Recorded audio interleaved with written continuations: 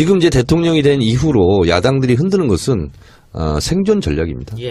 네, 그런 거고요. 그리고 대통령을 비판하고 공격하고 함으로써 자기들의 예전의 지지세를 복원하겠다. 뭐 그것이고요. 또 하나는 기싸움.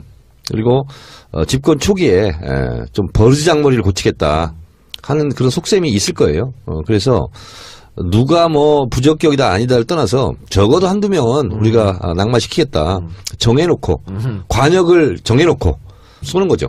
근데 국민 여론이 지금 야당 뜻대로 안 움직여주는 것 같습니다. 오히려 반발하고 있는데. 그러니까 자유한국당의 논평들을 보면 뭐 문재인 대통령을 독재로 비교하고 폭거라고 그러고 그리고 무슨 홍준표 씨 같은 경우는 무슨 김정은이랑 비슷한 사람인 것처럼 이렇게 몰고 이철우 의원 같은 경우는 무슨 대통령 뭐 탄핵을 시사하는 듯한 발언을 하고 그랬는데 그래서 저도 오늘 트위터를 하나 썼죠. 김무성 의원도 노무현 대통령 초기에 난 이렇게 얘기했어요. 노무현이를 대통령으로 인정할 수 없다. 이렇게 얘기했는데 대선 불복 심정이죠. 그리고 지금 이철우 의원도 같은 심정일 거라고 저는 봐요. 그런 면에서 봤을 때 이분들이 갈 길이 너무 멀다. 역대 최다표처럼 졌는 주제에 뭐 그 불복할 그런 게 어디 있어? 그렇습니다. 그러나 이제 아까 조국 수석 관련해 가지고는 조국 뭐 죽인다 흔든다 그걸 넘어서 표현 자체가 심했지 않습니까? 오늘은 조국 조지며 떠드는 날이다. 그러니까. 그런 표현을 썼어요. 실제로. 그리고 또 이철우 의원 같은 경우에도 과거에 기억하실 겁니다. 세월호 관련된 막말을 한번 했었죠. 작년 12월인가? 그때도 세월호 학생들처럼 다 빠져 죽게 된다. 뭐 이런 말을 하고. 글쎄요. 이게 막말이 하루 이틀 했던 말이 아닌 것 같습니다. 너무 오늘 못 참겠더라고요. 요새 조용히 좀 지내려고 이제 현안 좀 살피면서 그러고 살려고 그랬는데 제가 페이스북에 글 하나를 썼어요. 근데 바로 기사가 돼갖고 여러 개 가지고 나왔는데 뭐냐면 이거예요. 작년 이맘때 청와대 민정수석이었던 우병우를 우리 국민들이 얼마나 알고 있었습니까? 그때 야당이었던 더불어민주당이 청와대 인사에 미주알 고주알 그렇게 간섭을 했습니까? 그리고 청문할 것은 법대로 하고 청와대가 알아서 할 것은 하면 되는 거지. 뭘 이렇게 간섭을 하느냐. 그리고 그 비트말 때문에 이제 기사가 됐는데 야당은 각자 자기들 당 지지율 들여다보고 민심이 어디로 갔는지 왜 그랬는지 제대로 잘 살펴보시기 바랍니다. 그리고 그 맨 뒤에 한 줄. 제가 봐도 일부 국회의원들 월급이 아깝습니다. 라고 써놨어요. 근데 이 사람들이 지금 앉아서 오늘은 조국만 조져라. 이게 국회의원들이 할 짓입니까? 수준 낮아. 그리고 청문회 보셨습니까? 청문회 와서 한 내용들. 거기서 무슨 그 3,200만 원짜리 땅을 갖고 투기를 했느니 시집을 무슨 뭐 피감기관에다 몰았느니 그게 솔직히 그 국민들 보는 데서 그 청문회에서 국회의원들이 그 정도 준비해 갖고 나와가지고 그거 그렇게 얘기하는데 부끄럽지 않았는지 저는 창피하더라고요. 그래서 이거 야당 국회의원들 여당도 마찬가지입니다. 이 세비가 아까운 사람들 많습니다. 국민들이 좀 지켜보고 저는 나중에 이런 거 법 하나 만들어가지고 정말 국회의원들도 이제 검증할 수 있는 그런 것 좀 했으면 좋겠습니다. 그래서 지금 야3당이 국회 운영이 흔들기 위해서 국회 운영위를 개최를 했는데 지금 민주당 같은 경우에는 국회 운영위원장을 여당으로 교체해야 된다. 그게 관례다. 이런 얘기가 있는데 아직 임기가 있다는 얘기도 있어요. 이게 뭐가 맞는 말이에요? 둘 다 맞아요. 뭐냐면 이제 원래 여당 또 제1여당 다수당이 운영위원장을 하는 건 당연한 겁니다. 근데 또 19대 국회 개원 협상할 때 국회의장은 민주당이 가져가고 운영위원장은 새누리당이 한다. 그렇기 때문에 또 그것도 유효한 것도 맞고. 법사위도 줬잖아, 근데. 네, 그렇습니다. 그러니까 정보위 개원 협상을 할 때는 그 2년을 얘기하는 거거든요. 상반기. 예, 그래서 아직 임기 남아 있다. 각자의 주장이 일리가 있는 것은 다 사실입니다. 이게 국회법에 규정이 있어요. 40조의 상임위원회 임기가 2년으로 돼 있다라고 돼 있고 또 41조의 상임위원장 규정이 있는데 상임위원장의 임기는 상임위원으로서의 임기와 같다라고 해서 운영위원장도 2년입니다. 그리고 또 재미있는 규정이 각 교섭단체의 대표위원, 원내대표가 되겠죠. 자동적으로 국회 운영위원회 위원이 된다라고 해가지고 정우택 이제 원내대표가 오늘 이제 진행도 하고 했는데 뭐 오늘 국회에서 있었던 거 보니까는 참 가관이더라고요. 그러니까 이거 야당에서 국회 운영위원장 자리 안 내놓으면은 교체할 가능성이 없는 거 아니에요? 교체는 물리적으로 불가능합니다. 그게 얼마나 어이없는 일이 또 벌어졌냐면은 교문위가 이제 5층에 회의장이 있어요. 그런데 그 당별로 가서 회의를 하는 방들이 있잖아요. 따로. 당별로 뭐 자기들 개인적으로도 얘기들 하고. 근데 그것이 다수당이 그 가는 방이 바로 옆방이에요. 그 방은 한 10몇 명이 앉을 수 있는 제대로 된 회의실이 갖춰져 있고, 그리고 두 번째 땅이 가는 데는 위원장실을 가요. 그렇잖아요. 그러면 그 여태까지는 그 새누리당이 그 큰 방을 썼어요. 그런데 이번에 여야가 바뀌면서 우리가 수가 더 많아진 데다가 이쪽에 당이 둘로 갈렸으니까 그 방을 우리가 쓰게 된 거예요. 그 우리가 쓰고 저들이 유성엽 위원장님 방에 이제 그분들이 가서 쓰는 거. 우리가 여태까지 썼죠. 거기 1년 동안. 방을 바꿔달라는 거예요. 왜? 불편하대. 유사야당이래. 거기. 유성엽 위원장이나 그 국민의당의 위원장실이 자기들하고 같이 그 뜻을 함께하는 그 정당이 아니기 때문에 같은 야당으로 볼 수가 없기 때문에 이쪽 방을 달래는 거야. 턱도 없는 소리를 하고 있는 거야. 앞에서 좀 얘기해보라 그래. 아니 다수당이 갖는 방이잖아요. 이 방은. 지금 이게 위원장도 똑같은 이런 식이에요. 어떻게 그런 얘기를 해요? 그들 앞에는 법도 없어요. 참 창피한지도 모르고. 그래서 누가 그러더냐. 앞에 와서 얘기하라 그래라. 제가 그랬어요. 창피한 일이 한두 개가 아닌데. 아 진짜. 오늘- 지네들 당 지지율 좀 보라 그래. 스스로 좀. 또 하나 좀 제가 보면서 창피해 웃겼던 죽겠어, 게 진짜. 정우택 이제 운영위원장이죠. 예. 국회 운영위원장이 이런 말도 했습니다. 민주당 의원들에게 그렇게 하면은 정회될 줄 알고 하는 거 아니냐. 그렇게 진행 안 된다라고 했는데 글쎄요. 민주당 의원들이 정말로 정회 또는 휴회를 노리고 그렇게 소동을 피운 건지 만약 그렇지 않다고 한다면은 정우택 위원장이 너무 오버해가지고 그렇게 한 거 아닌가. 근데 정우택이라는 사람은 참 이력이 여러 가지 많더라고요. 예.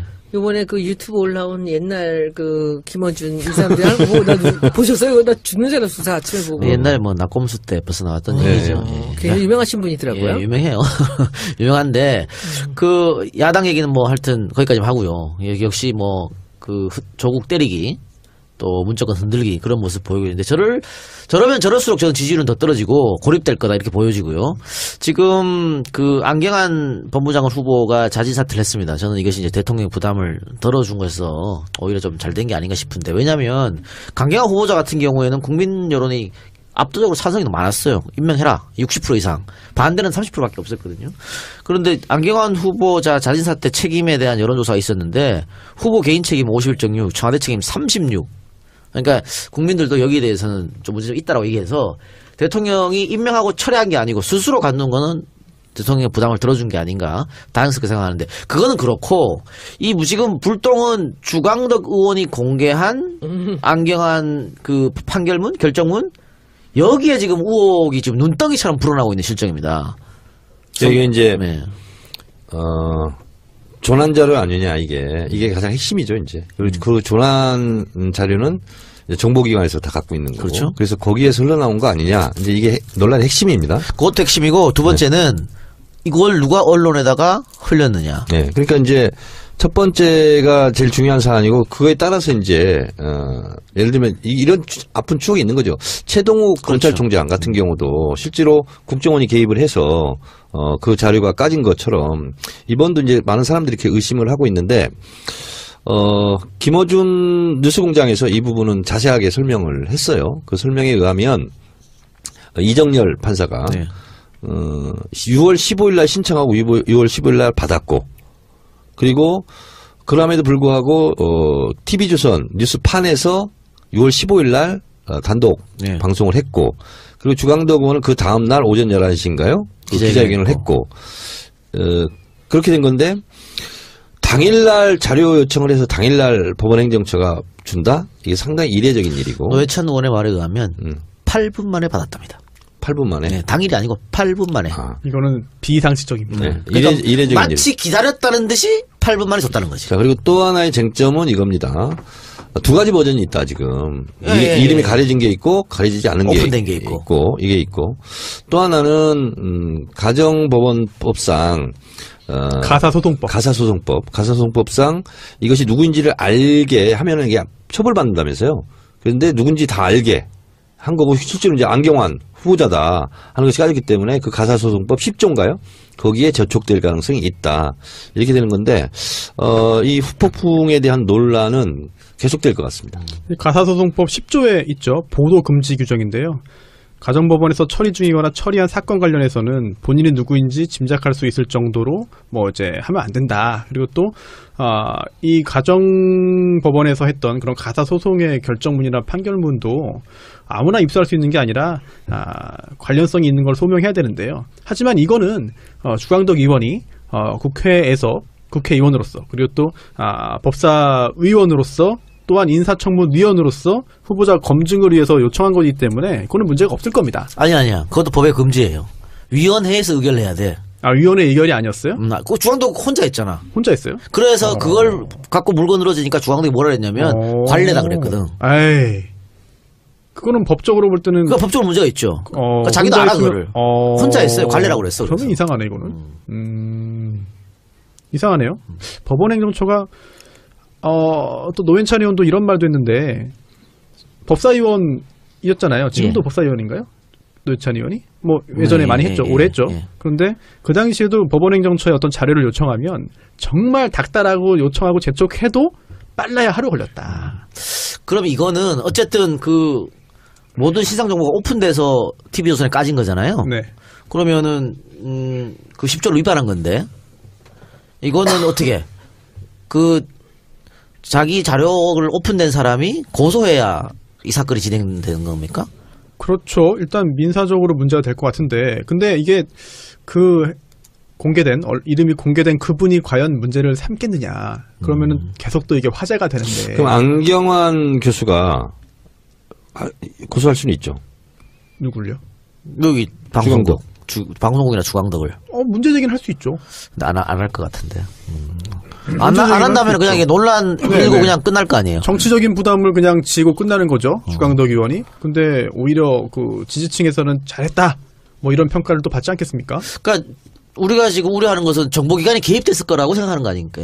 그런 의혹인 거죠. 검찰이나 국정원이나 네. 의심을 하는 거죠. 언론과 결탁했을 것이라고. 의심을 하는 거죠. 그러니까 그 지금 버튼 보면 안경환 후보자가 검찰 개혁의 선봉자로 나설 것 같으니까 그런 게 두려워서 미리 끌어내는 그런 차원이라고 생각할 수밖에 없는 거잖아요. 이게 가사소송법 10조 그 보도금지 규정을 위반하면 2년 이하의 금고 또는 1,000만 원 이하의 벌금에 처해지도록 되어 있는데 사실은 뭐 이게 약간 사문화되어 있는 거 아니냐라는 평가도 나오고는 있습니다. 그런데 아직 뭐 성문법에 있으니까 법에 있는 규정이기 때문에 만약에 실제로 문제가 된다 그러면은 처벌도 가능하겠죠.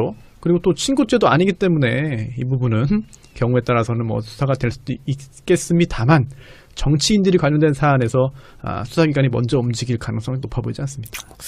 아쉽네요. 네. 저도 이걸로 한번 고발당해가지고 경찰서까지 가가지고 나중에 검사가 무혐의 처벌을 했죠. 전직 국회의원 강모 국회의원이 저를 고발해가지고 강용석 네. 다 알아요. 그래요. 네. 그래서 한번 그랬는데 야 이런 거 좀 무서워요. 그 있잖아요. 손수 변호사 네. 무혐의 처분 이런 거 받지 마세요. 네. 구속되세요. 구속. 아우 무슨 구속? 노무현 대통령도 구속된 적 한 번 있잖아요. 저는 구속 그래야 커. 싫어요. 네? 그래야 큰다고. 뭘 저는 구속 싫어요 진짜. 안돼. 생각만 해도 항문 검사. 안돼. 안 해본 사람이 어떻게 한 거 네? 같이 얘기를 해요? 아니 저희 여기 서 있을 때 얘기했잖아요. 요즘엔 기계로 그게 한다. 무서워서 구속을 싫다고? 그것도 무섭습니다. 손혜원 의원은 이제 좀 연로하시기 때문에 이제 저 나이 때는 들어가면 안 돼. 근데 손수 변호사는 앞날이 창창하잖아요. 그런 거 한번 경험해보는 것도 저보다 괜찮아요. 나이 많은 분들 들어가 계신데요. 뭐. 아니 그거는 이명박 정권이나 네. 박근혜 정권 때 들어가면 후원장이지만 맞아 요즘 들어가면 그거 안 됩니다. 돼요. 큰일 나. 아니구나. 안돼. 이제 스크래치야. 세상이 바뀌었어. 세상이 그럼, 바뀌었어. 인생에서 진짜. 그렇지 절대 들어가면 안 그럼요. 됩니다. 예. 자 그리고 김희수 헌재 소장은 그러니까 다른 사람은 지금 국회 청문회에서 만약에 뭐 채택을 안 해줘도 대통령 임명하면 되는 거 아니에요. 네. 근데 김희수 헌재 소장은 그게 아니잖아요. 본인 표결이 필요하죠. 네. 근데 계속 딜레이 되고 있어요. 이건 왜 딜레이 자꾸 되고 있는 겁니까? 야당이 협조를 안 해서 그런 건가요? 일단 국민의당이 지금 반대하고 있으니까요. 근데 국민의당이 정치적 부담감이 있을 거 아닙니까? 김희수 헌재 소장 같으면 또 호남 출신이고 그런데. 이거죠. 이제 국민의당 같은 경우는 거기도 이제 좀 약간 자중질환 비슷하게 뭐 의견이 모아지지 않고 있는데 우리 국민의당에게 좀 엎드려줘 이거지. 예의를 갖춰줘. 우리 좀 잘해줘. 뭐 이런 거죠 지금 사실은. 그러니까 국민의당 내부에 있어서 찬반이 엇갈리는 것 같아요. 김희수 헌재 소장에 대해서는. 예. 그리고 김희수 헌재 소장은 뭐 야당이 안 해주면 굳이 뭐 할 필요도 없다면서 이게. 지금 현재 헌재 소장 대행을 하고 있고 대행이니까. 권한대행 체제로 가고 임기가 있죠. 뭐 그렇게 많이 남지도 않았고 네. 뭐 그래서 그냥 가도 무방하다. 그리고 헌법재판소는 헌법재판소장이 뭐 대단한 게 없어요. 그리고 반드시 헌법재판소장이 권한대행이 아닌 임명이 되어 있어야만 되는 것도 아니고 또 하나가 이렇습니다. 헌법재판소장은 헌법재판관 중에 이제 임명하도록 되어 있는데요. 아예 헌법재판관으로 임명하면서 헌법재판소장으로 동시에 새로이 임명하는 경우에는 이제 인원수가 안 채워지니까 문제가 되겠지만 지금은 김희수 후보자 같은 경우는 이미 헌법재판관이잖아요. 그런데 인사청문회 한번 거쳤어. 네, 그리고 헌법재판소장으로 동시에 겸직을 이렇게 하게 만드는 거죠. 쉽게 말씀드리면. 그렇기 때문에 헌법재판관 명수에는 지장이 없어요. 그래서 운영에도 큰 지장이 없다. 예. 그렇다면은 오히려 여기에서 야당들이 발목을 잡고 이것도 통과 안 시켜주면은 그로 인해서 실질적으로 받는 타격은 굉장히 적으면서 오히려 야당의 발목잡기를 크게 부각시킬 그렇죠. 수 있는 상황 아닌가 싶습니다. 야당이 더 부담되는 거고 네. 또 김인수 헌재소장을 헌법재판관이죠. 김인수 헌법재판관을 박지원 의원이 추천했다면서요. 그거에 이상돈 의원하고의 또 그런 게 기억하십니까? 저거 보고 깜짝 청문회장에서 놀랐습니다. 깜짝 누가 놀랐어요. 추천했어요? 하고 이상돈 의원이 했더니 박지원 의원이요. 그랬더니 그 후에 너무 당황을 해가지고 그렇지. 이상돈 의원이 뭐 누구나 추천을 할 수 있고 뭐 추천자의 뭐 지시에 따를 수도 있고 뭐 그렇죠 하고 그냥 되게 횡설수설했는데 깜짝 놀랐어요. 저는 너무 그렇게 재밌었어. 그 논리적인 그 이상돈 의원이 그렇게 혼란스럽게 이야기하는 거 처음 들었습니다. 사실 한 방 먹이려고 질문을 한 거 아니에요, 그죠? 그렇겠죠. 그랬는데 근데 저는 정치 신동한테 한번 여쭤보고 싶어요. 요즘에 박지원 의원님의 행보를 어떻게 분석하세요? 박지원이가 오락가락하는 거지 뭐.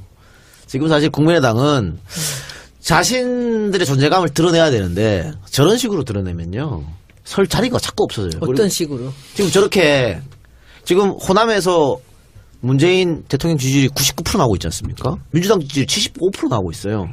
근데 자신들 존재감 낸다고 저렇게 더 반대하면 반대할수록 쪼그라들 수밖에 없거든. 그러니까 그 안에서 지금 박지원 의원의 행보를 보면은 지금 같은 경우 잘할 땐 잘한다고 박수를 쳐주는 게 맞지 않느냐라는 이런 얘기를 인터뷰에서 하시잖아요. 근데 사실은 그렇게 되면은 국민의당 지지율은 많이 오를 거거든요. 이게 계란으로 바위치기인데 나는 국민의당이 이런 행보를 보이는 게 너무 이해가 안 되고 박지원 전 대표가요. 그게 왜냐면 촉이 빨라서 그런 거고 감각이 있는 거예요. 그렇지 있는 거죠. 당연히 있는 근데 거죠. 한 가지는 말이 안 문재인 통하고 대통령, 있다는 거 그렇지. 아니야? 문재인 대통령 그렇게 욕하다가 갑자기 태도를 돌변해서 칭찬하고 5.18 기념사를 읽으면서 들으면서 눈물을 흘렸다. 안철수가 읽었으면 그런 감동이 있었을까? 막 이런 얘기까지 해요 지금. 그만큼 노예한 정치인 그런데 노예하죠. 국민의당 안에서 그런 자기가 갖고 있는 그런 노예한 판단을 지금 입력시키지 못하고 있다는 못 거 따라오는 아닙니까? 거죠. 왜냐하면 박지원 반대 세력이 지금 또 주류를 형성했으니까. 주지가 된 거예요, 그러면? 아니, 박지원 지금 뭐- 의원이 밀려난 거예요? 그렇죠. 김동철. 그 다음에 누구요? 부회장 하는 그분. 누구 있지? 박주선? 박주선. 박지원하고 별로 안 친하죠. 안 친해도 이거는 감각적으로 진짜 말이 안 되는 얘기거든요. 정치권들은 국회의원들은 특히 있잖아요. 아무리 옳은 일이라도 제가 옳은 길을 가면 난 딴 길 갈래. 또 이런 게 있거든요. 그래요? 박지원 의원이 지금 만일 공천권을 쥐고 있다면 안 그렇겠죠. 그렇죠. 일사불란하게 다 움직이겠죠. 근데 지금은 전혀 그럴 일이 없지. 그러니까 자기 편하게 그냥 이렇게 그런 혼자서 소수의 의견들을 이렇게 내면서 혼자서 또 아니 본인도 편하진 않을 거예요 지금.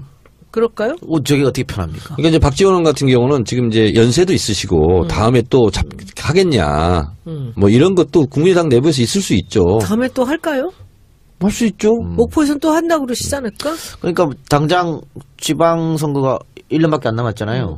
거기서도 뭐 공천에서 관여하고 싶고 할 텐데 이런 식으로 나가면 호남에서 전멸이지. 제가 그래서 박지원 전 대표한테 제가 전화했어요. 요즘에 또? 네? 최근에? 아니 이낙연 국무총리 그 통과된 날 고맙다고 앞으로 잘 지내자고 이렇게 전화했죠. 제가. 그랬더니 뜨거워 안 하세요? 아니 뭐 당황하면서 막 끊으라고 막 그래가지고 왜 끊어요 그러면서 계속 내 말을 했죠. 끊으래요? 네. 끊어 막 하더라고 당황해가지고. 그러니까 국민의당이 이러지도 못하고 저러지도 못한 그런 상황 근데 같은데. 이 작가 얘기했듯이 호남 지지율이 워낙 높기 때문에 문재인 대통령과 더불어민주당 그렇기 때문에 호남에 내려가면 호남 사람들이 가만두겠어요. 그럼요. 다 당신들 지금 뭐 하고 있는 짓거리냐고. 그렇게 혼나고 이제 올라오는 거예요. 근데 그러고 싶다가도 본인이 또 여의도의 자존심이라는 게 있거든. 배지의 자존심.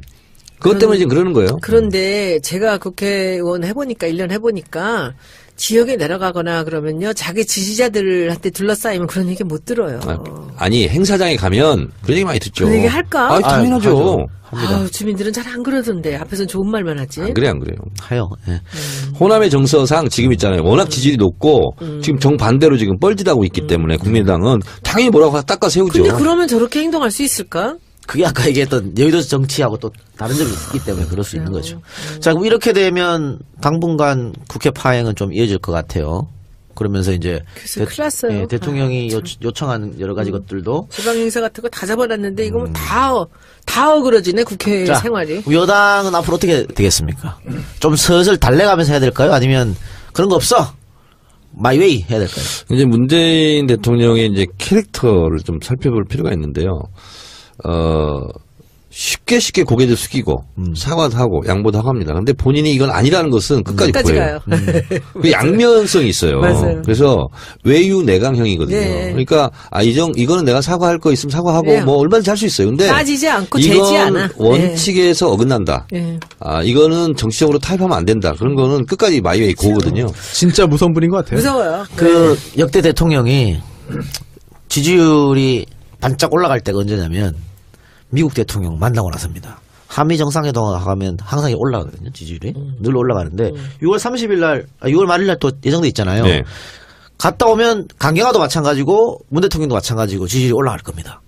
그랬을 때 야당은 더 반대를 못해요. 국민 지지율 자꾸 올라가기 때문에 그때 야당이 어떻게 나올지 한번 또 지지율에 지켜보는 관심 없는 것 같아요 저는.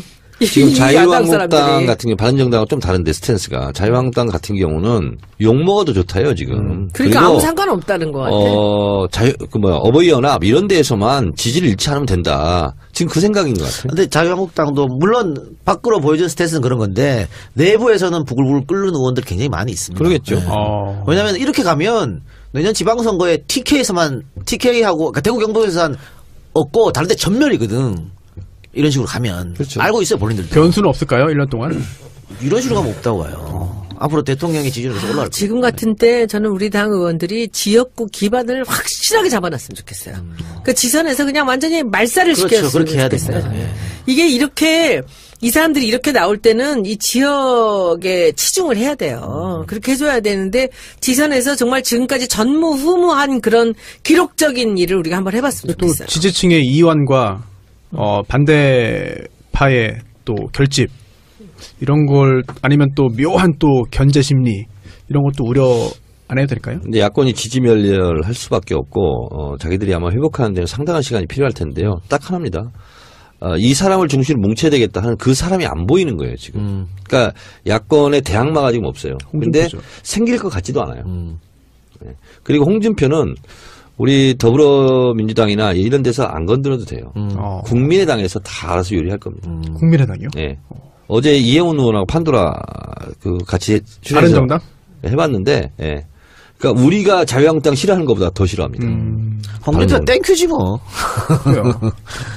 오늘도 말에 항상 걸어가지고. 오늘도 그런 말 했어요. 바른정당은 뭐 당연히 무너질 것이다, 흡수될 것이다 하면서 자유한국당에서 뭐 정당으로 보지 않는다. 자유한국당에서 떨어져 나간 기생정당이다. 그러니까 오늘 또 그런 말도 했어요. 홍준표 씨가 누가? 당대표가 됐으면 좋겠어요. 될 것 같고, 그럼 뭐 영원불변 야당하는 거죠. 그리고 지방선거가 중요한 게 지방선거에 완벽한 승리를 거두어야 다음에 있는 총선에서도 연결됩니다. 그러니까 지방선거를 좀 열심히 좀 했으면 좋겠어. 저는 우리 당의 지역구에서 다들. 이게 뭐 지자체장 다 선거 중립 지키고 당연한 줄 알지만요. 뺏기면 그건 어떻게 될지 모르는 거예요. 지방의원도 중요하잖아요. 그러니까 이게 선거가 이렇게 지방선거 쭉 하잖아요. 지방선거, 구의원 선거, 뭐 도의원 선거, 시의원 선거 하잖아요. 대부분 사람들이 선거를 어떻게 하냐면 1번 찍으면 주룩 1번 찍고 2번 찍으면 주룩 2번 찍지. 네. 1번 찍었다, 2번 찍었다, 3번 찍었다 이런 사람 거의 없어요. 그래서 서울시장이 제일 중요합니다. 오늘 또 보도 하나 나왔더라고요. 이재명 성남시장이 서울시장 출마 가능성을 좀 시사했습니다. 그러니까 지금 박원순 시장이 1등이고 이 시장이 2등이고 이렇게 이런 실수인데 박 시장이 출마를 안 한다면 이 시장이 또 1등이에요. 박원순 현 시장의 어떻게 거취에 생각하세요? 따라서 거기에 대해서는? 결정하겠다. 아니 그건 이 시장이 얘기했으니까 박 시장이 어떻게 하냐에 따라 자기 거취를 결정했다 그러면 했으니까. 박원순 시장이 다시 3선 도전하면은 경기지사로 출마하나요? 경기지사는 안 간다고 본인이 얘기했어요. 왜냐하면 경기도지사는 아직도 잘 통하고 있구나. 이건 절대 끊으면 안 돼. 아직 잘하니. 늘 통했어. 경기도지사는 제가 떠보려고 한 건 아닙니다. 대통령 후보들의 무덤입니다. 경기도지사 출신이 한 번도 올라온 적이 없어요. 그렇네요. 기억해봐요. 아무도 없어요. 거기 원래 그 대권 주자였다가 브라큐. 경기도지사를 가는 순간 죽어요. 손학규, 김문수, 남경필 다 그렇잖아.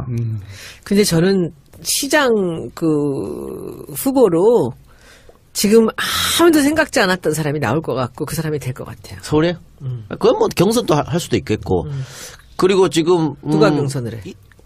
아니 경선할 수도 있죠. 그리고 지금 인천 같은 경우에는 저기 민주당이 아니잖아요. 유정복 시장이죠. 네, 자유당이잖아. 그러니까 인천에 또 누가 출마하느냐. 우리. 그렇죠. 그것도 관심거릴 수 있죠. 박남춘 의원이 생각하고 있지 않을까? 생각은 하겠죠. 예. 근데 하여튼 저는 이번 시장은 항상 대통령이 되는 지름길 아닙니까? 그렇죠. 예. 그러니까 시장에 많은 사람들이 꿈을 갖고 있는데 지금까지 한 번도 거론이 되지 않았던 사람이 착 나와서 될 것 같아요. 그러니까 시장이 왜 돋보이냐면 시장이 내가 이런 서울시장이요. 어떤 시장이든 어. 내가 이런 성남시장도 마찬가지잖아. 네. 이런 행정을 보이겠다 하면 딱딱딱 하면 그게 눈에 탁탁탁 보여요 국민들이. 바로 가시적 효과가 있죠. 도지사는 안 보여. 아 그래요? 도지사는 전체를 컨트롤하지 내가 하는 게 없어요. 내 몫이 별로 없어요. 그렇지. 그래서 그렇기 때문에 무덤이 되는 거야. 아니 인천만 해도 지금 유정복 현 시장이 아주 대표적인 친박 아닙니까? 예. 정말 친박인데 일은 잘하나? 네? 일은 잘해? 저는 직접 모르겠습니다,만 그 시정 만족도를 보면은 하위권입니다, 굉장히. 그런데 인천은 뭐 안상수 때부터 늘 그랬지 뭐. 뭐 그렇긴 하죠. 예. 근데 그때 그게 아직도 회복이 지금 안 되고 그러니까. 정리가 안 되는 거거든요. 이해가 안 돼. 근데 이번에 유정복 시장이 과연 다시 나올지. 그래서 저는 될지. 우리 국회의원들이 지금 정말 지역구 잘 다져야 될 때예요. 그럼요. 예, 그렇게 해서 우리가 지방선거를 그야말로 정말 기가 막히게 성공을 해놓으면은 정말 우리가 상상도 못하는 그런 행동을 하고 있는 이 야당들의 행태가 더 이상은 힘으로 우리한테 맞상대가 안 된다라고 생각하면서 반성하게 만들 수 있는 계기가 지방선거입니다. 열심히 하고 계십니까? 저는 이번에 대선 1등 했잖아요. 그리고 이번엔 또 좋은 게 대통령 열심히. 공약대로 된다면은 이번 투표할 때 개헌 찬반 투표 하거든요. 그러면 제일 먼저 개헌 찬성에 찍고 111. 밑으로 111 쭉 찍는 거지. 좋아. 개헌 국민투표까지 같이 결부해서 한다면 1번이 뭐 제가 봤을 때는 한 70% 정도 힘쓸 것 같아요. 왜냐하면 사람 심리가 그렇게 돼 있어요. 개헌 찬성하면서 야당 찍기는 어렵거든요. 그래서 항상 개헌 논의를 하면 이게 블랙홀이 될 수밖에 없는 게 그냥 대통령 중심으로 그냥 갈 수밖에 없어요. 야, 근데 개헌안이 제대로 나올 수가 있을까요? 시간이 너무 논의해야죠. 그래서 야당이 제대로 생각을 한다면 아마 개헌에 대해서 이렇게 저렇게 온갖 명분을 붙여서 지선하고 같이 안 하려고 할 거예요. 그럴 가능성도 있어요. 오히려. 그렇게 대선에서 그럼요. 공약을 내세웠는데 우리는 안 할 수는 없는 거지. 야, 근데 따로 국민투표하면 우리로서는 하는 게 맞는 거고 야당으로서는 자기들의 생존 전략을 생각한다면 무조건 지선을 피해야 되는 그런데 거죠. 뭐 우리가 한다고 해서 저쪽에서 협조가 안 하면 안 되는 거니까. 불가능이죠. 불가능하니까. 제가 봤을 때는 지방선거와 국민투표, 개헌 국민투표 같이 못할 가능성이 저는 조금 더 높다고 봅니다. 예. 야당이 가만히 안 있을 거예요. 왜 자기들이 다 죽는 길인데요. 6월 15일 날 신청하고 6월 15일 날 받았고 그리고 그럼에도 불구하고 TV조선 뉴스판에서 6월 15일 날 단독 네. 방송을 했고 그리고 주강덕 의원은 그 다음 날 오전 11시인가요? 기자회견을 했고 그렇게 된 건데 당일날 자료 요청을 해서 당일날 법원행정처가 준다? 이게 상당히 이례적인 일이고 노회찬 의원의 말에 의하면 8분 만에 받았답니다. 8분 만에 네, 당일이 아니고 8분 만에. 이거는 비상식적입니다. 네. 그러니까 이례적인 일. 마치 기다렸다는 듯이 8분 만에 줬다는 거지. 자, 그리고 또 하나의 쟁점은 이겁니다.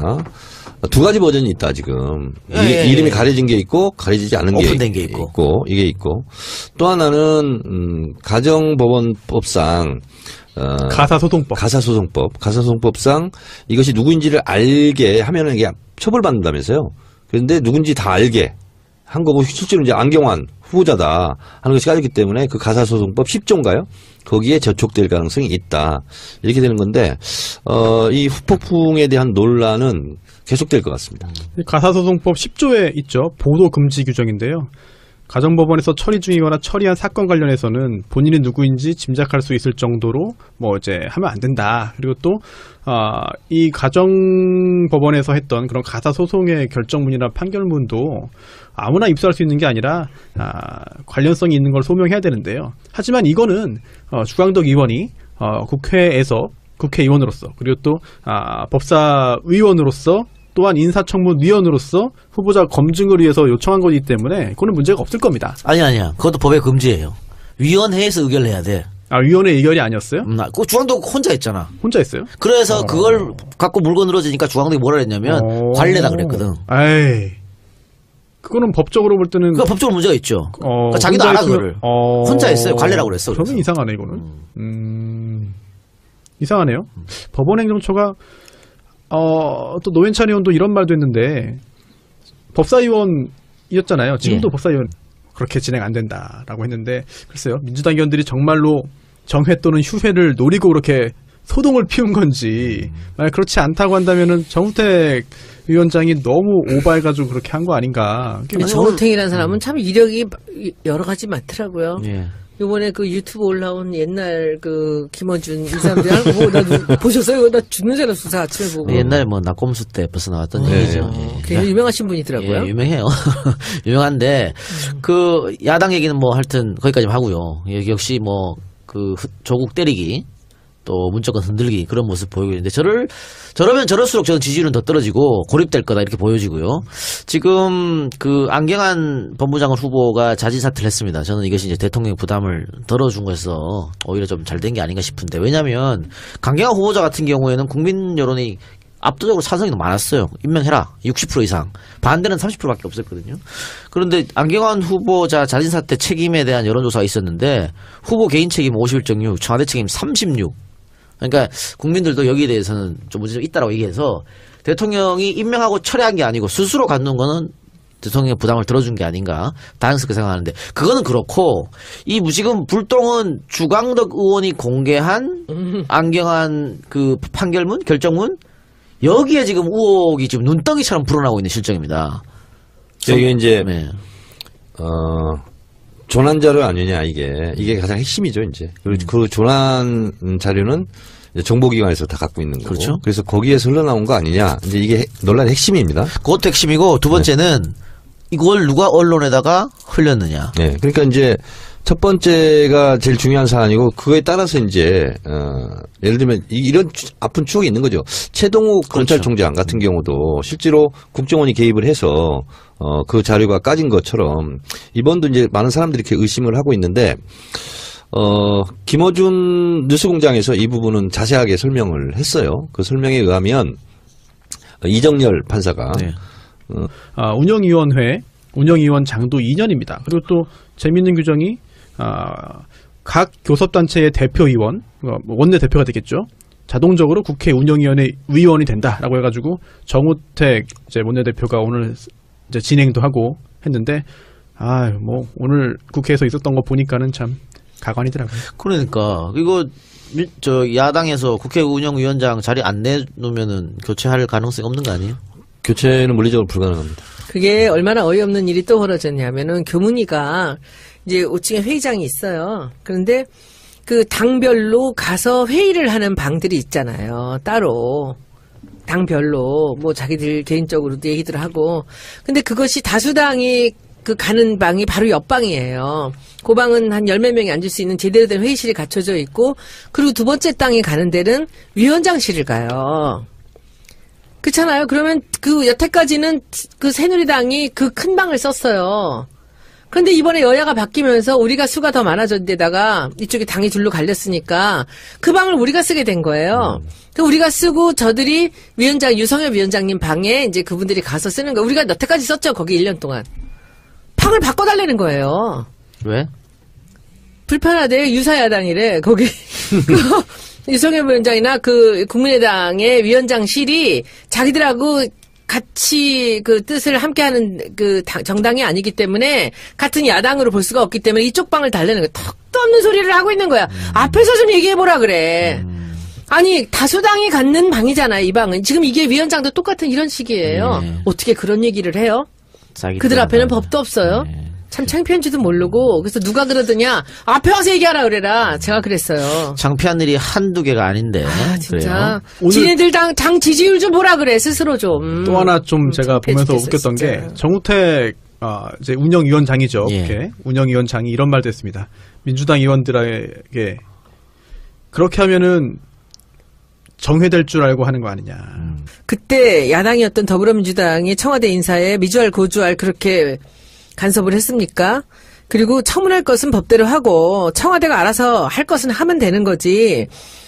뭘 이렇게 간섭을 하느냐. 그리고 그 비트말 때문에 이제 기사가 됐는데 야당은 각자 자기들 당 지지율 들여다보고 민심이 어디로 갔는지 왜 그랬는지 제대로 잘 살펴보시기 바랍니다. 그리고 그 맨 뒤에 한 줄. 제가 봐도 일부 국회의원들 월급이 아깝습니다. 라고 써놨어요. 근데 이 사람들이 지금 앉아서 오늘은 조국만 조져라. 이게 국회의원들이 할 짓입니까? 수준 낮아. 그리고 청문회 보셨습니까? 청문회 와서 한 내용들.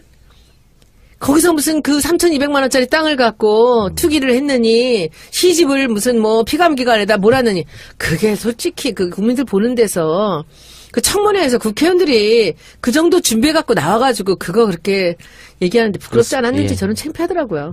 그래서 이거 야당 국회의원들 여당도 마찬가지입니다. 이 세비가 아까운 사람들 많습니다. 국민들이 좀 지켜보고 저는 나중에 이런 거 법 하나 만들어가지고 정말 국회의원들도 이제 검증할 수 있는 그런 것 좀 했으면 좋겠습니다. 그래서 지금 야3당이 국회 운영이 이렇게 흔들기 위해서 국회 운영위를 개최를 했는데 지금 민주당 같은 경우에는 국회 운영위원장을 여당으로 교체해야 된다. 그게 관례다.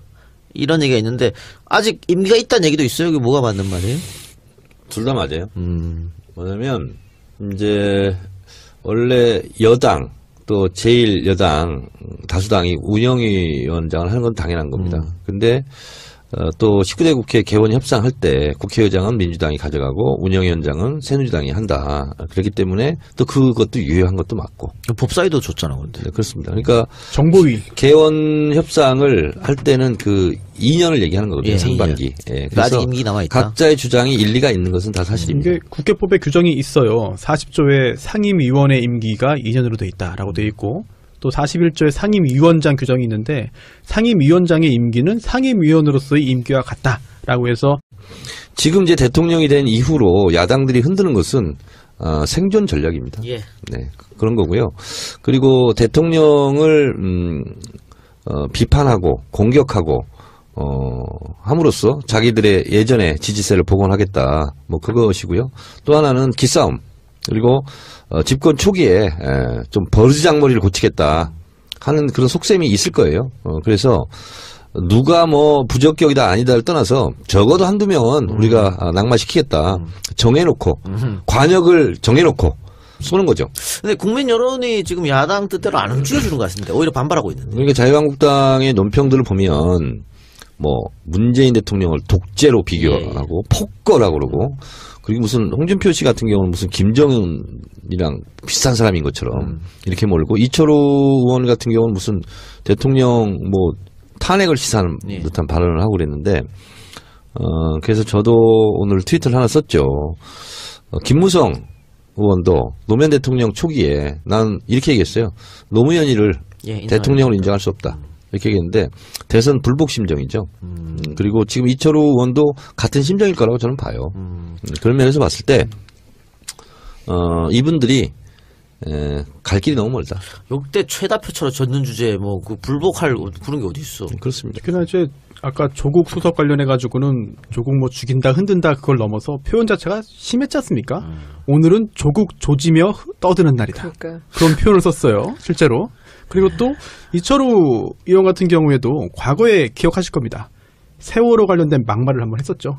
작년 12월인가? 그때도 세월호 학생들처럼 다 빠져 죽게 된다. 뭐 이런 말을 하고 글쎄요. 이게 막말이 하루 이틀 했던 말이 아닌 것 같습니다. 너무 오늘 못 참겠더라고요. 요새 조용히 좀 지내려고 이제 현안 좀 살피면서 그리고 살려고 그랬는데 제가 페이스북에 글 하나를 썼어요. 근데 바로 기사가 돼갖고 여러 개 가지고 나왔는데 뭐냐면 이거예요.